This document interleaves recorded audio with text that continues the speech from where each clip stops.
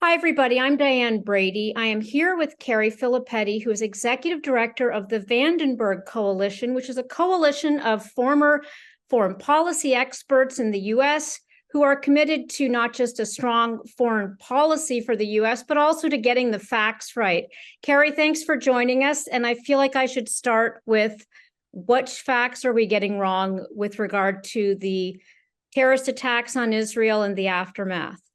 Sure. Well, Diane, thank you so much. It's an honor to be here with you. I think whenever we're in a situation like this, where there are so many emotions and the facts are changing constantly on the ground, there's sort of two things that we should be mindful of. One is making sure that we maintain a sort of moral clarity about what's going on, about what our interests are, about what exactly has happened. And the second is to make sure that we don't get consumed by misinformation or disinformation. This is something we've seen particularly with the Israeli-Palestinian conflict for many, many years, frankly, decades. And it is very sensitive now. I'm worried that there's going to be a lot more misinformation, particularly as this war continues going forward. Have you seen a lot so far? I mean, obviously, I know that people are being careful in how we classify Hamas, enemy combatants, militants, certainly not a government, but there is a reluctance to say terrorist. Right, and there shouldn't be. Hamas is a designated terrorist organization according to the United States, also according to the European Union. And even though it's a complicated situation on the ground vis-a-vis the Israelis and the Palestinians and their long-term conflict, this particular situation was a terrorist provocation by the Hamas organization, which is supported by the Iranians, and it slaughtered 1,300 Jews, including women and children, in their homes. So it's very important that no matter where you stand on the broader Israeli-Palestinian conflict, that we not confuse the Palestinian people with the Hamas terrorists, and that we're able to call them for what they actually are. What about right now? Obviously, these horrific attacks have taken place. We're seeing, Israel, frankly, struggle, as many would, with how to orchestrate a response that achieves the ends they want to achieve with minimal damage. There are many families that are currently in the Gaza Strip from Israel. What is there anything about the rhetoric there that troubles you from a foreign policy perspective? Well, I would say that what Israel's dealing with right now is, of course, there's over 150 hostages that are presumed to be in Gaza. And it's not just Israelis. I think there's 16 other nations that have nationals there, including likely some Americans. I know there are Brazilians, Colombians, Peruvians, Russians, Chinese. They're from all over the world. And so right now, Israel is trying to find ways that they can rescue those hostages, but also accomplish its long-term military objective, which in this case is to ensure that Hamas no longer poses the terrorist threat to the state of Israel going forward. So you have worked in the foreign policy sphere yourself. I know that you were a senior policy advisor to Ambassador Nikki Haley when she was at the UN. One thing that's come out a lot in recent days has been the rhetoric from Donald Trump, from Joe Biden. Let's start with Joe Biden and the White House and the U.S. administration's response. Has that been in line with, what you know to be sort of the U.S. foreign policy? Yeah, I think broadly so. One of the great things about American foreign policy as it relates to Israel is it's not sort of privy to the whims of different leaders the way some other foreign policy is. We really do, as America, have a strong and robust commitment to the people of Israel, to the state of Israel. And so we're seeing a lot of consistency, at least in terms of making sure that we're giving Israel what it needs to accomplish its mission, as well as, protecting and defending the people of Israel. I think where you see some differences is, of course, as you say, in rhetoric. You see a lot from the Biden administration emphasizing giving Israel what it needs. A lot of the rhetoric from the Trump side is more about focusing on Iran, for example. But by and large, the policy itself is, I think, relatively consistent between the two. Donald Trump, obviously has faced a big backlash because of, among other things, calling, I believe, Hezbollah, which is not currently involved in this conflict, very smart. How would you be framing that, either yourself or the coalition?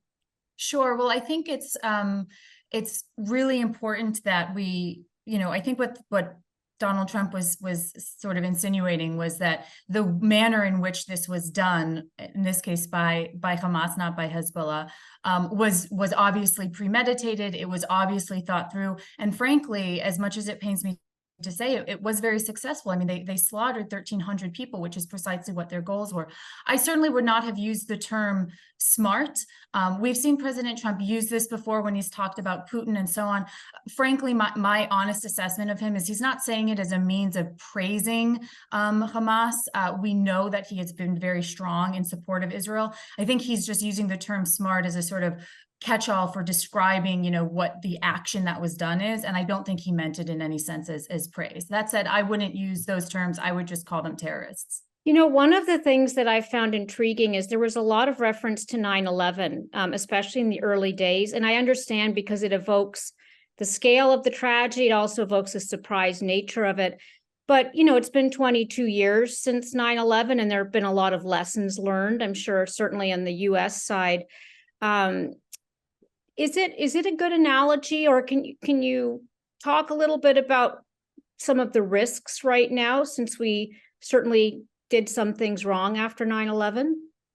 Well, and I think, this is something that I've been struggling with as well, whether that's an appropriate comparison or not. Certainly in terms of, the largest scale terrorist attack on a nation in its history, this is what 9/11 was for the United States. I don't like to compare tragedies. Obviously, I don't think that serves anybody's purpose.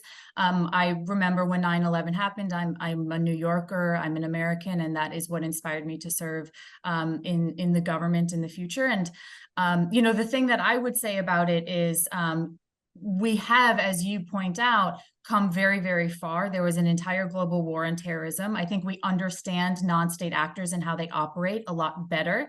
And so hopefully we'll bring that knowledge to bear. But the only other thing that I would add in terms of how this is parallel to 9/11 is obviously there's a fairly significant intelligence failure here. There's a lot of anger inside Israel at the Israeli government for the fact that this even happened, that they weren't able to stop it. And I think that shook the confidence of a lot of Israelis who have had a lot of faith in their government. But we're seeing some of that faith return as they're inspired by the soldiers that are coming home and fighting on behalf of their country. Right. I mean, I think one of the concerns, certainly, with regard to Hamas, there has, it's had a long-standing, I don't know what you'd call it, philosophy, perhaps, where the destruction of Israel has been part and parcel of its own sort of beliefs. How do you separate Hamas from Gaza? It's something that Israel's been trying to do for many years now. One question that comes up: does the destruction of Hamas mean the destruction of Gaza? How do we limit the casualties there? Well, that's certainly what the Israelis are trying to avoid. And that's why historically you have seen them take very, very targeted strikes and continue to take targeted strikes. Right now, we've seen that they've struck around 3,000, just south of 3,000 targets in Gaza. These are entities that are weapons depots. They're the centers of sort of Hamas weapons caches and so on. So typically, the Israelis have tried very hard to make sure that they're narrowing it towards those assets. But part of the problem is Hamas does have a stranglehold on the Palestinian people in Gaza. It is because of Hamas terrorism that a lot of the materials like dual-use items, tractors, things like that people could be using for farming are banned because Hamas has used them historically for terrorism. And so it is critical that to the Israelis that they are able to accomplish their mission of getting rid of Hamas without that meaning, an end to Gaza in general. And that explains exactly why they're carrying out their operations the way they have over the past few decades. So let me step back, because this time last week we were talking about, in some ways, not the dawn of a new era, because you could go back to the Abraham Accords and beyond, about creating more economic prosperity, alliances in the region, certainly talk of an alliance with, more relations with Saudi Arabia. Is that now likely? Some people think it's dead or on a very long pause. Do you think that's likely to be the case from what you know? I think both the Israelis and the Americans understand that likely part of the reason for this massacre happening when it did was to forestall an agreement between Israel and Saudi Arabia, which we know has been on the radar for quite some time. Because that was the impetus for the attack, I think it only clarifies both the Israeli and the American resolve to ensure that it happens. On what timeline will be fully dependent on, this ongoing war. There are so many things that we don't know. We don't know if there's going to be a second front opening in the north. We don't know if there are going to be large-scale global terrorist attacks targeting Jews and Israelis around the world. We don't know whether Iran is going to get more actively involved or take accountability for what happened. So there's a lot that we still don't know, but knowing the Israeli people as I do, knowing the American people as I do, I know that there will be a commitment to ensure that that normalization continues. What do you make of the response from other countries in the Middle East? Whether it's UAE, those that have a relationship already, a stronger relationship with Israel, and those that currently do not? I think that there is no room, as we said at the start, for hedging here. And any nation that refuses to condemn Hamas, or any nation that talks about sort of the both sidesism here, particularly those that put out statements on Saturday before Israel even had a chance to respond to the attacks, are feeding this narrative, this false narrative about Israel that is deeply troubling for us as Americans, and for Israel as a whole. So any nation that did not overtly call this a terrorist attack perpetrated by Hamas, I think is showing absolutely no moral courage, whether they're in the Middle East or elsewhere. I'd be remiss if I didn't touch on two other things, Carrie. First, a little bit of a deeper dive on the rhetoric in terms of some of the things I've seen. A two-state solution, is that wrong to talk about that? Because that's a phrase that's come up a lot in the coverage. I think a two-state solution is something that the Israelis have been committed to for many, many years. They offered a two-state solution to the Palestinians, in this case to the Palestinian Authority, which is the governing entity in the West Bank. That was back in 2008 and had included an agreement for Israel to withdraw from essentially the entirety of the West Bank, and it was rejected by the Palestinian Authority at the time. I certainly know that that is a commitment of the Israelis. Of course, I don't think anybody should be insisting on a two-state solution where Hamas is continuing to be in power, because insisting on a two-state solution where Hamas is in power is essentially allowing for the massacre and terrorism of the Jewish people once again. And we made a global commitment after the Holocaust to not allow that to happen. So as long as Hamas is in power, there can be no two-state solution. But if Hamas is out of power and we have more reasonable actors that are willing to live in peace alongside the Israelis, I know that will be front of mind for the Israelis. Has the coalition had any views on the GOP candidates, besides Donald Trump? I know you worked very closely with Nikki Haley. What are you hearing there? Obviously, or RFK Jr., but I really think all eyes right now are on the presidential candidates, or the, Republican nominees. Well, it's a really interesting race because foreign policy for the first time in quite a few years is actually pretty front and center. There's a lot of conversation about China, obviously about Iran and Israel, especially now, about Russia and Ukraine, and of course about Mexico and the border. So foreign policy has become increasingly central to the Republican primary debate. As it relates to Israel, this is, while there are a lot of areas of disagreement among those primary candidates, Israel does remain one of the few things on which there is relative consistency. I believe every Republican primary candidate called out Hamas as a terrorist organization. Of course, some are spending more time on it than others. Ambassador Haley has been speaking regularly about this. Ron DeSantis as well has been speaking about it. Others like Vivek Ramaswamy have been a bit more focused on what's going on domestically, but all of them came forward and denounced Hamas for the terrorist organization that it is immediately following the attacks.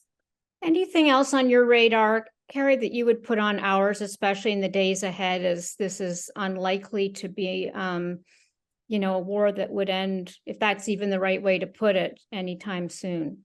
Well, certainly this is going to be a very, very long war.